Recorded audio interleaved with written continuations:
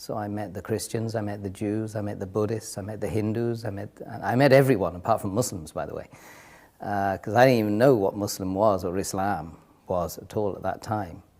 I asked the Christian at least once or twice, and they said they didn't know who God was. I met some Hindu worshippers, and they weren't able to answer the simple questions about what the purpose of life was in a very, very simple, easy, understandable, digestible way. So I left them. So anyway, knocked on the door of the Islamic Society, and I found this Iraqi guy with his headscarf and a smile as well, kind of a nice smile. And I said, look, I've got a problem with my girlfriend. So he said, you got a problem with your girlfriend? He said, why? I said, well, she's Muslim, and she just told me that she didn't want to, me to come today. So I want to know why.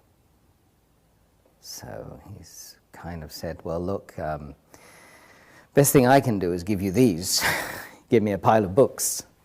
And he said, read all these. So I did for 2 weeks. I just read and read and read and read. I read about how to purify yourself as a Muslim, how to have a bath as a Muslim, how to pray as a Muslim, what's the history of Islam. I started reading some of the chapters, small chapters of the book, which they claimed was, sent from God.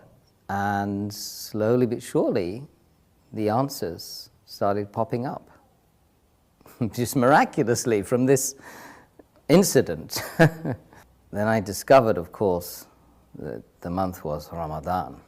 You come across this book which answers all of the questions. You don't like what you read. Some of it you don't like. But it's kind of good for you, right? You realize it's good for you. And it was probably the third week of Ramadan then. I was reading that, and I was watching these guys. They were fasting and they were praying in that place 5 times a day in that center. And I would join them and I would be doing the prayers with them, but I couldn't really know what was going on, but it felt right. And one day I woke up and I said, look, I'm going to fast today, because the fasting is the thing that really seemed to be very attractive, and it was a challenge for me, and I thought it might help me on the journey. So I prayed. I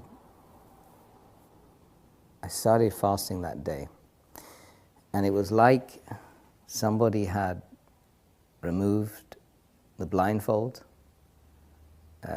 They'd unlocked the door. They'd removed the earmuffs, and I was able to think clearly. And just that moment, on that day, on that time, was the moment when I found Islam. Because, when you're fasting sincerely to find the one that created everyone here and everyone out there and everyone that's going to be created later on, after we go and we leave this planet and leave this journey, is the ultimate sacrifice, when you give off your food and give away the luxuries that you have and the water, and you do it sincerely, seeking the face of the one that created you, is the moment when you found yourself, So that was that day.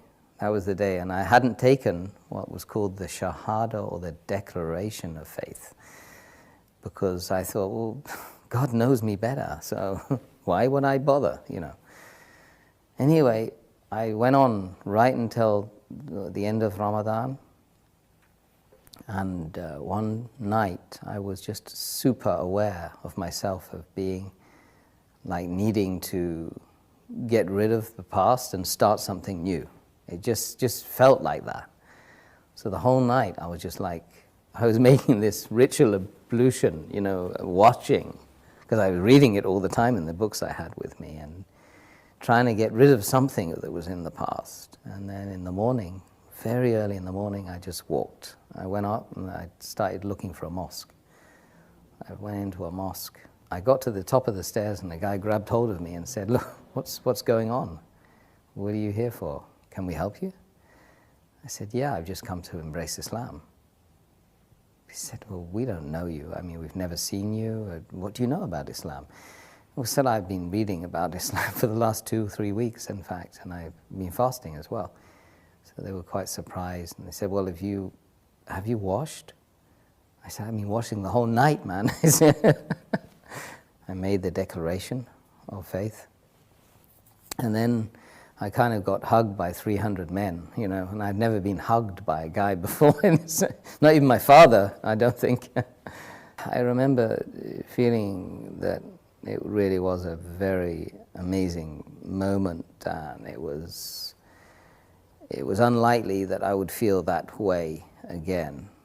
That feeling of elation, the feeling of, actually I felt very relieved. So the feeling was amazing. It was something which is groundbreaking. And then, of course, ever since, you know, we got all the challenges of being a person who does claim to believe in God. So I didn't really have any concerns about, you know, taking that plunge and becoming a Muslim, because I was doing it sincerely to try, and if I didn't do it, what was I going to do instead? I would, you know, I was destined to fail, to literally become an alcoholic, or to be a person that would just live their life as a hermit. Literally, that's the way I was thinking at the time before I embraced Islam. So I didn't really have any hang-ups about accepting something that was going to really, truly speaking, help me here. It doesn't matter, the external didn't matter to me. At that point, I would do anything to find the truth. And there's a lot of people out there like that in this world. I've met lots of them. And they're genuinely good people. You know, they have that feeling in their heart. They really want to spit it out.